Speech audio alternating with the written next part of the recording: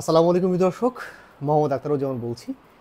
Fisheries Bangladesh চ্যানেলটি বিশ্বের যে প্রান্ত থেকে দেখছেন সেই সমস্ত মাছ ও চিনি খামারি ভাই বোনদের স্বাগত জানাচ্ছি। আশা করছি আপনারা ভালো আছেন। আজকে যে ভিডিও, সেই ভিডিওটি হচ্ছে একেবারে সময় উপযোগী একটি ভিডিও। শীতকাল বাংলাদেশের, বাংলাদেশ শুধু না, বাংলাদেশ এবং ইন্ডিয়া সহ আশেপাশে আমাদের যে সাবকন্টিনেন্ট আছে সেখানে মোটামুটি 4 থেকে 5 মাস, 4 মাসের মতো হচ্ছে শীতকাল আসলে থাকে। তো শীতকালে মাছ চাষ ঠিক হয় না বললেই চলে। তো শীতকালে মাছ চাষ করতে হলে আপনি কী করবেন সেই বিষয় নিয়ে আজকে ভিডিওটি মন দিয়ে দেখতে হবে, তাহলে বেশ কিছু নতুন টেকনোলজি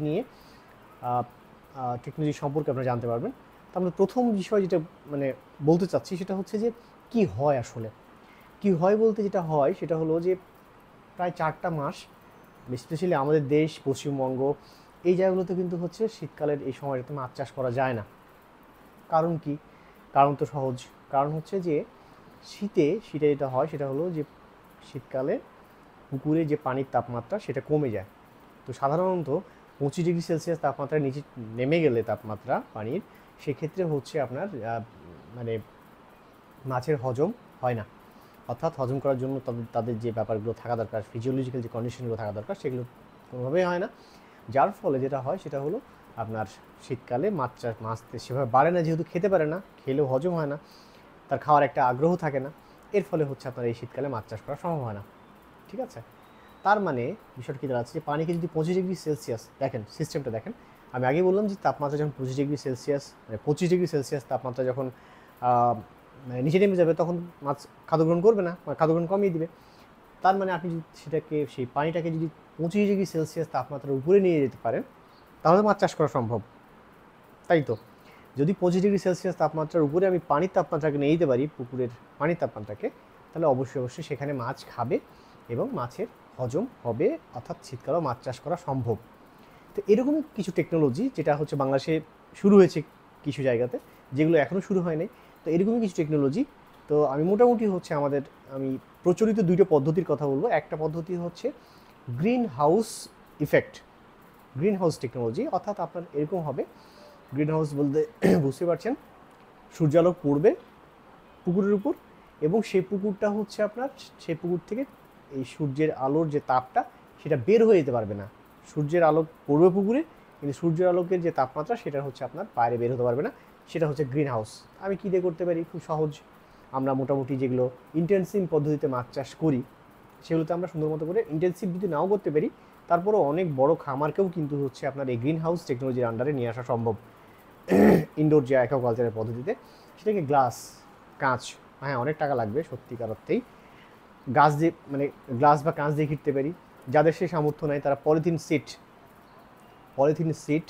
এই পলিথিন সিটকে, মানে পলিথিন যে কাগজ বলি আমরা, পলিথিনের যে কাগজটা, সেই পলিথিনের সিটটাকে দিয়ে আমি পুকুরকে, অনেক বড় বড় সিট দিয়ে আমি পুকুরটার উপরটা ঘিরে ফেলতে পারি, চারপাশ ঘিরে ফেলতে পারি, যেন সেখানে রোদটা, দিনের বেলা যে রোদটা সেটা আমি নিতে পারি, এবং সেই রোদটা যেন বের হইতে না পারে।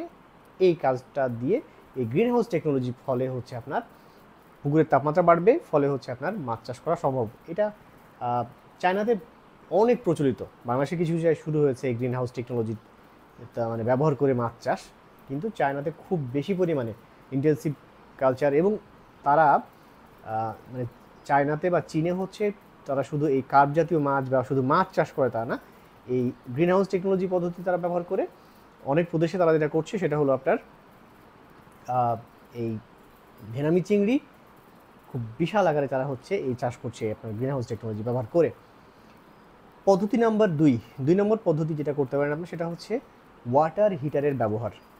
ওয়াটার হিটার ব্যবহার, এটা খুব বেশি যেগুলো শীত প্রধান দেশ আছে পৃথিবীতে, তারা এই ওয়াটার হিটার ব্যবহার করে হচ্ছে আপনার শীত প্রধান যে দেশগুলো আছে সেখানে গ্রিন হাউস টেকনোলজিও আছে, এবং ওয়াটার হিটার বা পানিকে গরম করবে এই যন্ত্র ব্যবহার করে হচ্ছে মাছ চাষ পৃথিবীর অনেক কান্ট্রিতে, অনেক দেশে হচ্ছে। তো শীতপ্রধান দেশে হচ্ছে আপনার এই পদ্ধতিতে মাছ চাষ করা হচ্ছে, যেখানে ওয়াটার হিটার ব্যবহার করা হয়। আর ওয়াটার হিটার কোথায় পাবেন? আপনাদের সংক্ষেপে একটা জিনিস বলে রাখি, এগুলো নিয়ে অনেক ব্যবসা হয়তো আছে। তো সবচেয়ে নির্ভরযোগ্য যদি বলি আমি, তাহলে বলবো যে হচ্ছে পেন্টেয়ার্স একটা কোম্পানি, আমেরিকার একটা কোম্পানি। খুব সারা পৃথিবীতে তারা কিন্তু এই ওয়াটার হিটার মাছ চাষের ওয়াটার হিটার মানে ব্যবহার মানে ভালো টেকনোলজি তাদের সাপোর্ট দেওয়ার জন্য ওয়ার্ল্ডে রিনাউন্ড। এই পেন্টার্স কোম্পানির হচ্ছে আপনার ওয়াটার হিটার কিন্তু আপনি অনলাইনেও কিনে পাবেন। তো আপনারা যদি আগ্রহী থাকেন তাহলে সেক্ষেত্রে কমেন্ট সেকশনে কমেন্টস করুন, আমি চেষ্টা করবো ওদের লিঙ্ক আপনাদের সাথে মানে শেয়ার করার জন্য, যেন হচ্ছে আপনারা তাদের কাছ থেকে এগুলো কিনতে পারেন। তো এই ওয়াটার হিটারগুলো দিয়ে আপনি মাছ চাষ কিন্তু, যেহেতু ওয়াটার হিটারে পানি তাপমাত্রা সুন্দর মতো করে বাড়ানো সম্ভব, আপনারা হয়তো অনেক ভাবছেন যে খরচ হয়তো অনেক, হ্যাঁ ওয়াটার হিটারের খরচ হয়তো বেশি হতে পারে, কিন্তু একবার সেট আপ করলে মোটামুটি আপনার 4টা মাসে কিন্তু মাছ চাষ অনেক মাছ চাষ কিন্তু করা সম্ভব। এবং বিদ্যুৎ খরচ খুব কিন্তু তুলনামূলকভাবে অনেক কিন্তু কম এই ওয়াটার হিটারগুলো ব্যবহার করার ফলে। তো এটা একটা। তো আমাদের দেশে হচ্ছে যাদের টাকা আছে, আমি যদি বাস্তবতার কথা আসি, আমাদের দেশে যাদের টাকা আছে তারা ওয়াটার হিটার ইউজ করতে পারেন। হ্যাঁ, ফলে মোটামুটি 4টা মাস কিন্তু আপনি মাছ চাষ অব্যাহত রাখতে পারবেন। এছাড়া যাদের টাকা নেই তারা যদি মোটামুটি ছোটো যেগুলো পুকুর আছে সেগুলোতে শুধুমাত্র পলিথিনের সিট ব্যবহার করেও হচ্ছে আপনি মানে গ্রিন হাউস টেকনোলজি ব্যবহার করতে পারবেন। এছাড়া যাদের সামর্থ্য আছে তারা হচ্ছে আরেকটি স্মার্ট টেকনোলজিতে হচ্ছে গ্রিন হাউস পদ্ধতি তৈরি করে আপনি আমার পুকুরটাকে এই 4টা মাস মাছ চাষের জন্য অব্যাহত রাখতে পারবেন। তো এই মোটামুটি, আপনাদের যদি এই সংক্রান্ত বিষয়ে আর কোনো প্রশ্ন থাকে তাহলে আপনাদের কমেন্ট সেকশনে গিয়ে কমেন্টস করেন, আমি চেষ্টা করবো আপনাদের প্রশ্নগুলো উত্তর দেওয়ার জন্য। ভিডিওটি ভালো লাগলে চ্যানেলটি সাবস্ক্রাইব করুন, বেশি বেশি শেয়ার করুন ওই সমস্ত খামারি ভাইদের কাছে যাদের কাছে গেলে তারা উপকৃত হবেন। ভালো থাকবেন, দেখা হবে অন্য কোনো দিন অন্য কোনো ভিডিও নিয়ে। সে পর্যন্ত আল্লাহ হাফেজ।